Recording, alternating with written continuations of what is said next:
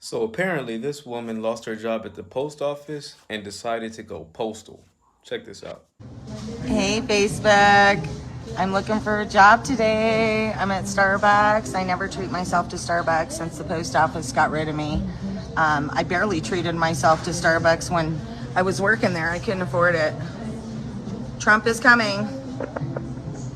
I'm showing my titties. I have somebody across from me that's showing his too. I'll post his picture later. It's hilarious. You guys have got to see this. Anyway, wish me luck. I'm going to the post office for a job. They will never recognize my picture now. They can put me on the FBI wanted list. Have a good day. I'm gonna have me a Nakai refresher. Okay, if you want the rest or if you want what this stuff is, and if you've never had it, you've got to come down to Starbucks off of Mississippi and 225. Okay, stay tuned. It's gonna be candid camera, lights, camera, action today. You'll never recognize me. Oh yeah, this lady has definitely lost her mind. She already lost one job. This is not the way to get it back. She's pretty much just watching that career circle the drain. Man, we live rent free in some of these people's minds. Black America's not doing nothing to nobody, but for some reason we getting blamed for all the problems in the world. Check this out. African Americans, let me tell you something.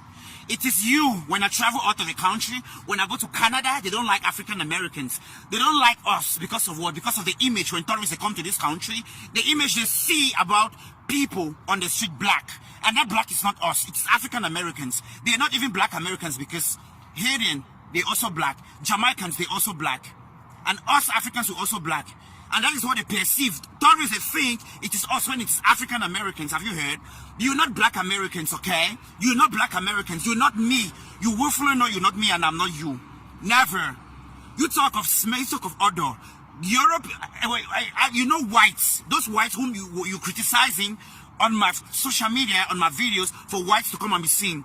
It is you all the time, not even just now. The whites are not opening now. All the time, a couple of years ago, like 3 years ago, the whites, when they see you in the train, they cover their nostrils. You smell odor. You smell odor. You and your folks. The whites now, they've decided not to be opening. A couple of years ago, you smell odor. When they see you in the train, you smell. They cover their nostrils. They don't want you to sit. They don't want to sit close to you. They don't want you to sit close to them. That's it.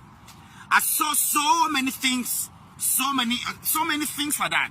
I think a couple of years ago. Nowadays, the whites, they're not opening it. You smell odor. You homeless. When it comes to San Francisco, all of the homeless ones in San Francisco, it's African Americans. This guy looks like he sleeps outside, has the nerve to say somebody has an odor.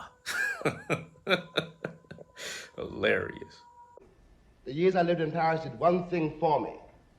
They released me from that particular social terror, which was not the paranoia of my own mind, but a real social danger visible in the face of every cop, every boss, everybody.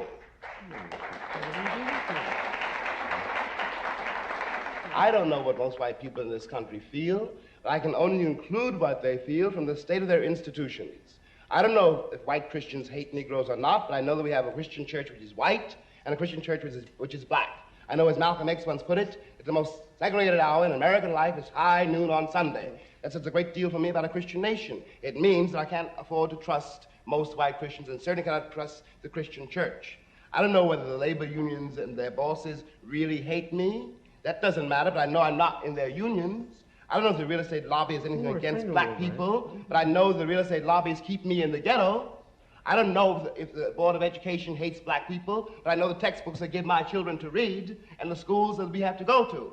Now, this is the evidence. You want me to make an act of faith, risking myself, my wife, my woman, my sister, my children, on some idealism which you assure me exists in America, which I have never seen. I lived out in China for a few years. Before that, I lived in Mozambique for a bit of time. And one thing I noticed is that when you travel, when you live in other areas, when you move around, you can see a different perspective, especially when you move internationally. A lot of people come to America and you just think, you think they got everything figured out. But go to some of these other countries where these folks are actually coming from, and you'll realize Black Americans, we're really not doing as bad as some people would have us to believe. Go check out some other countries, move internationally. It'll change your perspective on your own country and your own life. Hey, that's just what I think. If you made it this far in the video, be sure to hit the thumbs up button. And if you're new to the channel, smash the subscribe button. I drop a video just about every single day. New interesting topics, videos like this. Be sure to come on back for more. Hit the subscribe if you haven't already. Peace.